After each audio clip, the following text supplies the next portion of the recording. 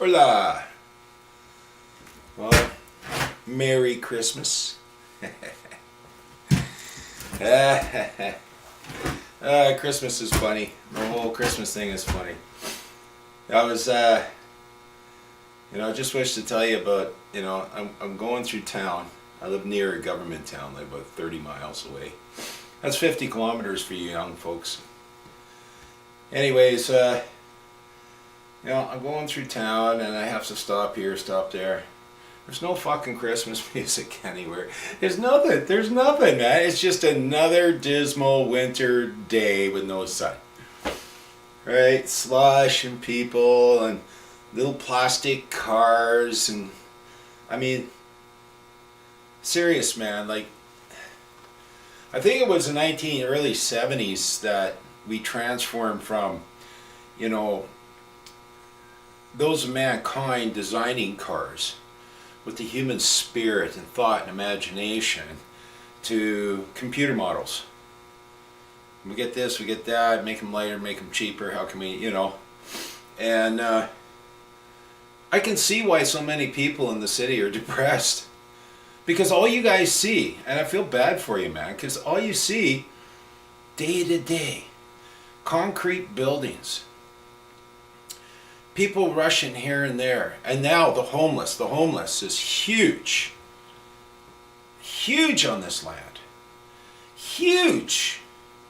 But hey, we better spend 600 million on the media. Hey, we better spend 1 point whatever billion on that private corporation, CBC, that Crown Corporation. Hey, we can't help the homeless. No, God, no. We better spend another 600 million going after individuals that believe they have a right to own property, that in the square box, guns. Just fucking ridiculous.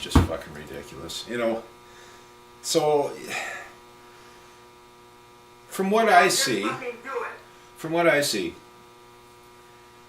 is it's like, okay, these people, that operate our public service have decided to change things up. Now I believe they're just puppets.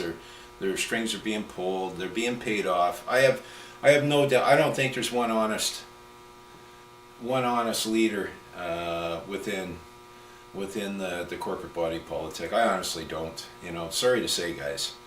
I think that they all have taken payoffs, like oh well, I'm going to go after this. Right? Well, we'll pay you off. We'll give you this, but we want you to do this for us. And I think our establishment is so corrupt that I'm not calling out an individual as dishonest, but I see the whole thing as corrupt. And so what I'm seeing here is for the establishment, for the public service to change this nation into something, to abuse this nation, okay? That's what they're doing. They're abusing this nation. They're changing the nation so it's not going to be recognizable as Canada anymore. And to do that, they have to create this chaos. So how do they get chaos? Well, they invent things. They create things. They, brainwash and establish lies. Fallacies and lies. These guys are not, they're not saying, hey, we have an issue and this is how we can fix the problem and still have a free and prosperous society, or at least the hopes of a free and prosperous society. What I see is that they're attacking every aspect of our individual freedoms on this land, so that they can create the chaos, and then out of the chaos they'll make a new order. And I believe China is the shining star, and I believe that that's what they wish, to make us all numbers and no names, no individual freedoms, just a conglomerate. You know, I used to see stuff like, have you guys ever watched the that movie that came out not too long ago about Chernobyl? I thought it was well done. But you see, even those dedicated to the establishment would be thrown under the bus if anything went wrong, if there was any mistakes. And it was always, they were always saying, oh, for the people, for the people, for the people, you know? And that's their lawful excuse. Now, the lawful excuse here is, well, for the planet, for the planet, for the planet. Well, hang on a second, man. You know, when I was talking to that government lady the other day, you know, she had no clue on any of the foundations of anything she said. She had no clue who was running things. She just knew, wow, we've got to be. And I believe that this whole, you know, people being a blight on this planet is the excuse to start desensitizing folks from each other, and so we instead of looking at our fellow man or fellow woman, what we see is, oh, well, you know, that's just going to save the planet. Well, they just make CO2. Well, they're just this or they're just that. And that's great when you get control. But what happens is, and what has happened in the past in history, is when socialism is taken over and communism is taken over in such a manner that now no one is safe. All right, yes, everybody gets to be a gray man. Okay, a gray person. Okay, and but if you step out of that, or if you happen just to be at the wrong place at the wrong time, or if you happen to have a thought that could help folks, that could help your fellow man, you will be ostracized, put into slave labor camps, and so on and so forth. This is what they're doing now over there. This is the shining star of the world dominant, you know, the psychopaths and the sociopaths that wish to run the earth. You know, and I've heard this story before, and I first heard it from an NDP government, you know, a woman who acts as the NDP government, say, well, people can't be trusted. Well, who the fuck is running the government? Like, who are the individuals that operate and act as ministers and public servants? Well, they're people, aren't they? So I agree, people can't be trusted. Now, I'm not in a position of public trust, except for that which those duties and obligations to my fellow man. I'm not taking on the role of a public servant. I'm not taking on the role of a corporate actor that's there to both benefit the public and benefit the public who, you know, the individual shareholders, you know, if it's a public company. I'm just a man. You know, I'm just one of mankind. And so I owe no duty to them. Now, I do have a duty to this land because I am of this land. For I as mankind to cause harm to this land, I'm causing harm to myself and to my fellow man. And I believe that individual stewardship is the key to the environment, to success, to clean water. Not tyranny and control. The authority of those who serve us, turning us into some kind of officer of the corporate body politic, and now forcing us to serve them through some kind of benefit. No. To me, that is crooked. Wrong. Wrong means crooked. I believe that what starts off with good intentions ends up, that's the old saying, isn't it? You know, the highway to hell is paved with good intentions. An intention literally means purpose, okay? Just stretch, right? Just stretch. You're going forward, right? And you know, I screwed up, but my intention was good. This is why in the free world, now this is something that they're working towards getting away from, and thus they're using the kangaroo human rights statutory, whatever the fuck those are, tribunals, to do was to knock out intent. You know, if you look at murder charges, murder one and manslaughter and so on, if I caused harm, and say I caused the death of someone, but it wasn't my intent, that's called manslaughter.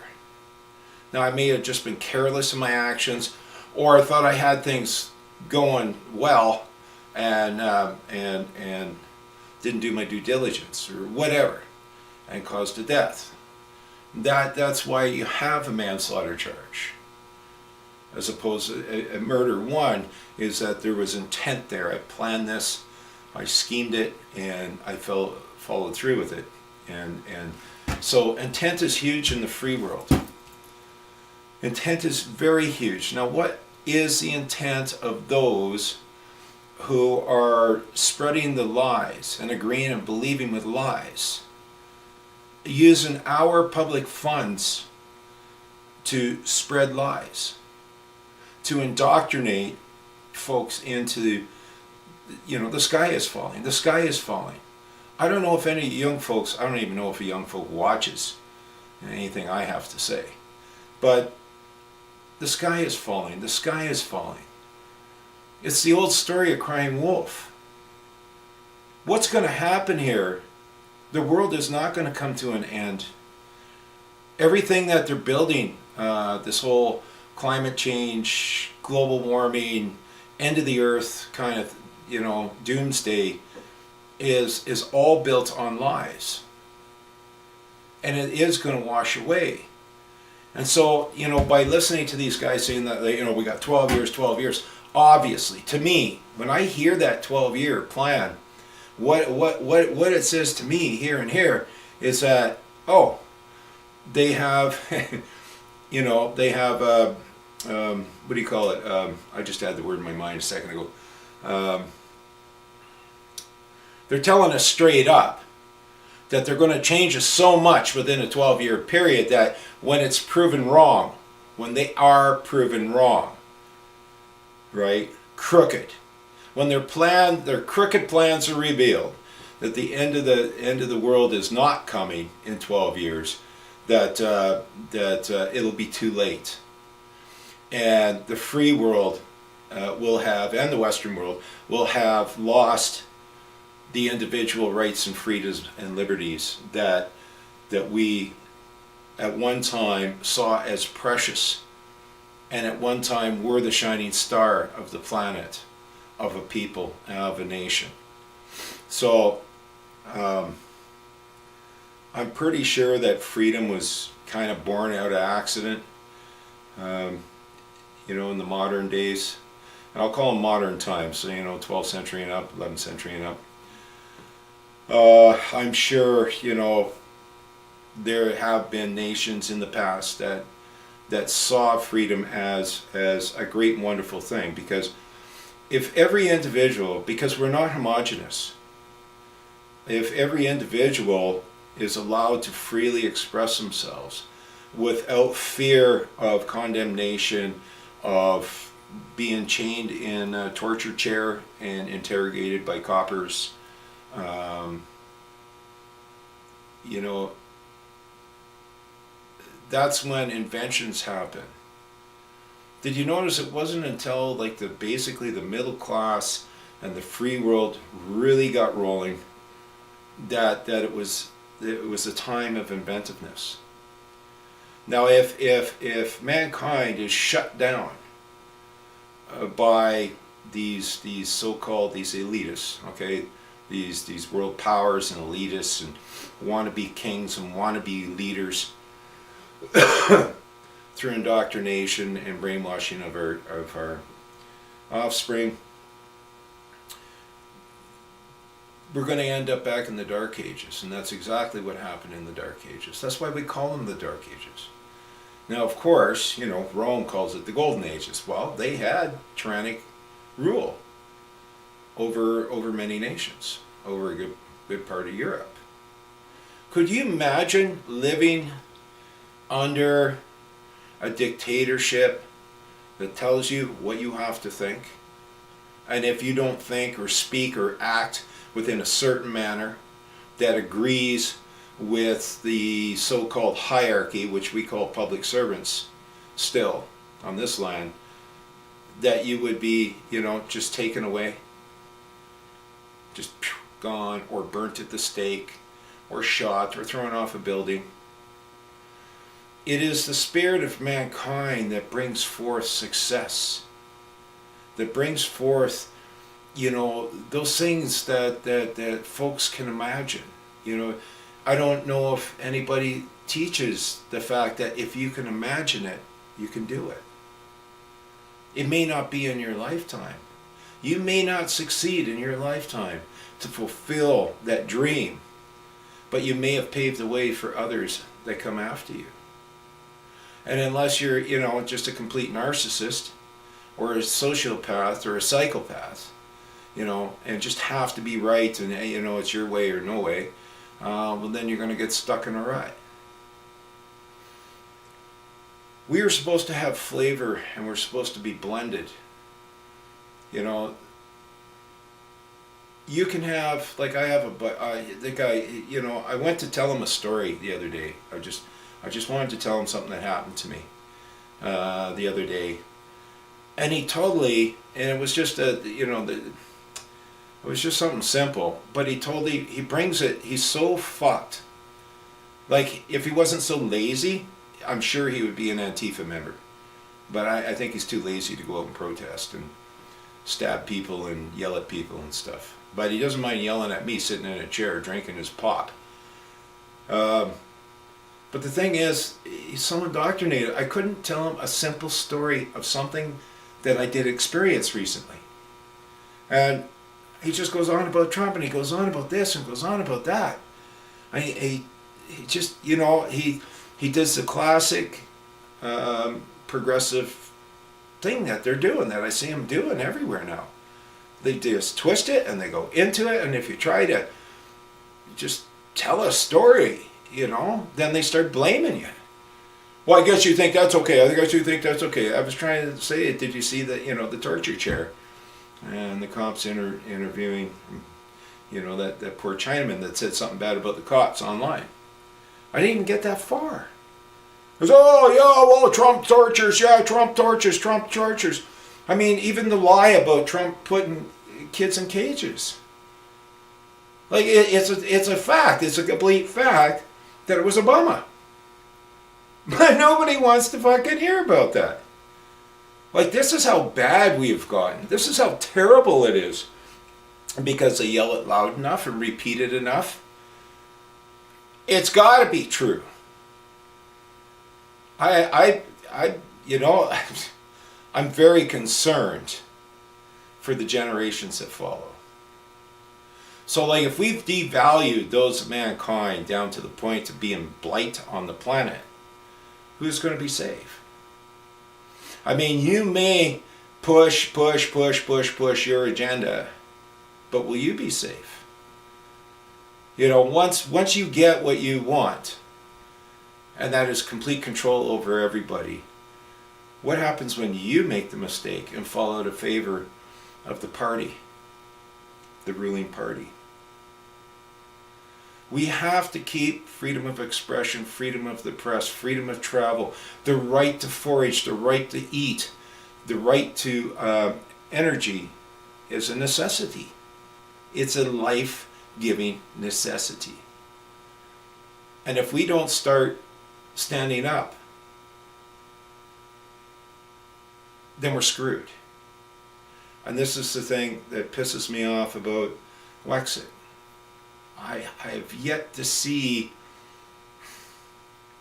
I see these meetings, and some of them I just couldn't watch the whole thing because it was just, well, first, the recordings I've seen are not that great. And but it's blah, blah, blah, blah, blah, blah, blah, blah, blah, blah. Okay, so what are the solutions? How are you bringing the solutions? The other thing is, I wish to beg your forgiveness. Please forgive me. I did a bad Bible quote last time, and so it was on my mind the whole day, and this morning when I got up. So I went and found it, and okay, so it's actually Proverbs, right? So it's Old Testament, but if thine enemy be hungry, give him bread to eat. And if he be thirsty, give him water to drink. Okay, now I want you to take a look at the grammar here, guys. If thine enemy be hungry, pause, give him bread to eat. Long pause. And if he be thirsty, pause, give him water to drink. Now, we're changing, we're staying within the subject matter, but we're changing the course of it. So, for thou shalt heap coals of fire upon his head, comma, and the Lord shall reward thee. Now what this actually is back in the day, okay, fire wasn't as easily obtained in thousands of years ago when this was written. And so what it was you pretty much had to keep your fire going so you could eat, so you could stay warm, so the family could function, so the family could live. It was basically, fire has been a necessity. All right, a necessity of life. And I have heard this quote so many times about, attacking people. Well, yeah, you're doing good so the Lord's going to punish them. They're going to go to hell because you're going to do them good. Now, where is the intent in that? Did you reach out, did you stretch out to cause harm to your fellow man out of spite? Justifying your evil intent, your wrongdoing towards your fellow man. There's no reward for that. And what it is they used to carry their coals in clay pots way back in the old days. So thou shalt heap coals of fire upon his head. Well, that's how they carried the clay pots. They had these big clay pots, and they were quite thick. And if you've ever seen it in National Geographic, well, some things haven't changed yet. Okay, so what it was you don't give him a fucking coal. And don't make the poor guy run home as fast as he can, hoping the coal doesn't go out, hoping it doesn't burn away by the time he gets home. Because people lived far apart, and a lot of people walked. Okay, I don't think camels are that fast either, right? So you have to take a look at, like even a horse. What is a horse? Basically, it maxes out around 20 miles an hour. But it can only run for a max for a certain amount of time before it dies. You average about 20 miles a day on a horse back in the old Western days. So, you cover about 20 miles on the average. So, your neighbor could be a few miles away and he's probably on foot, probably has a donkey or whatever to carry his luggage. So it was customary back then to carry loads in clay pots on your head. And so that's what this means. Don't be cheap, okay, and give the guy a coal. Okay? Give him enough coal so that when he gets home he can put it back into his fireplace and go ahead and start cooking a meal, because they're probably hungry by now. And and just being a guy, okay, because what every masculine of mankind has is we have this guy gene, all right? We wait to the last minute, especially when it's something we don't wish to do. Oh man, now I got to go heat humble pie. I got to go to my enemy to get fire. I either go to my enemy to get fire, or I watch my family fucking freeze to death. Right? So you give him. You heap the coals of fire upon his head. You give him lots. You bless that man. Bless your enemies. Bless your enemies. And what is a blessing? What is it when you bless somebody? Is it oh, hamana, yeah, shri, blah, blah, blah. you're blessed. Is that what it is? Or is it, well, what is it you need, brother? I don't fucking like you. I don't know why. We've been fighting for so long, I can't even remember why I don't like you. Maybe it's your fucking opinions, your left-wing opinions. Anyway, but, so how does peace come about? Well, peace comes about many, many ways. I mean, the enemy of my enemy is my ally. So, which, if you look in biblical times and historically, you'll find that those. Well, let's not even go historically. Let's go over to Bosnia. All right. See, Bosnia, that was Yugoslavia. That was a religious war, guys. And a lot of us in the West, because we don't know our history, we don't know culture, we have no fucking clue what's really going on. We're just fucking limited to this postmodern bullshit. Really. I mean, we walk around with fucking blinders on constantly. I mean, if we didn't walk around with blinders on, how would the demon child, the $43 million demon child, be getting away with what she's getting away with? Like, why would anybody take that kid serious? Yeah, okay, yes, I hear you, man. Yeah, you believe this. This is what you believe. Yes, okay, but I don't believe that. I have done no wrong to you or your fucking family. And hey, I'm sorry you feel that way. But you've got to suck it up. You've got to look inside yourself and suck it up. Now it's just a marketing ploy, She shows up at the Spain unit. Okay, so she's hanging out with rich folks, going across the ocean on yachts, having film crews and family fly back and forth. She's in the fancy electric car or whatever.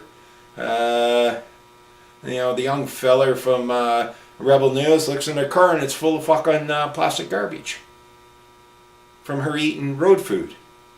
That's basically what it is. I mean, anybody that travels knows what road food's about and all the garbage that gets accumulated in their vehicle by the end of a trip. So, but nobody wants to believe that. Well, that's fine. You can keep your saint, okay? I'll keep Santa Claus, and you keep Greta. How's that sound? But don't hack on me, and don't interfere with my right to publicly express myself about Santa Claus, because you don't have that right. You don't have a right that's higher than your fellow man's right.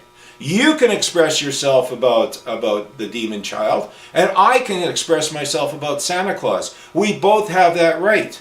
And guess what? This is one thing I used to be very, lack of a better word, very proudful of the nation of Canada. Not the corporate body, but this nation, the people of this land. One thing I was very fucking proud about my whole life about this place is that we could agree to disagree and not have to go to war over it. And not have to cause harm. Back in my younger days, in the 70s, in Winnipeg, we could agree, disagree, and we could go to fisticuffs and loser buys a beer. I mean, that was the customs of the people on the street back then.